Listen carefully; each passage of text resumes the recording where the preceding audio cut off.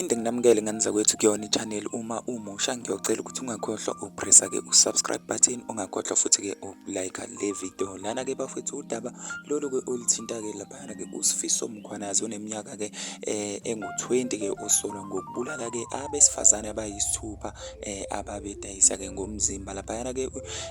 Ucele-ke inkantolo-ke ulokhungana yena-ke uSifiso ukuthi-ke ivimbe-ke ubaba wakhe ukuthi-ke engabe esavakasha ejele-ke ngoba-ke umfana loyaya ubaba wakhe-ke umfaka ingcindezi-ke yokuthi-ke avume-ke lona leli cala. Kwatholakala kanjani-ke ukuthi-ke uye owabulala la bantu besifazane-ke wabonakala-ke ividiyo-ke endaweni kababa wakhe yokusebenzela laphayana-ke okutholakale khona yena-ke uSifiso-ke edonsa-ke isidumbu ngani zakwethu-ke. Ubaba wakhe wabe-ke esemfaka emaphoyiseni-ke. Ngale kuyinto eningi wengane zakwethu, ngiyocela ukuze ukuphawula kwenu ngalo lolu daba kuyona la i-comment section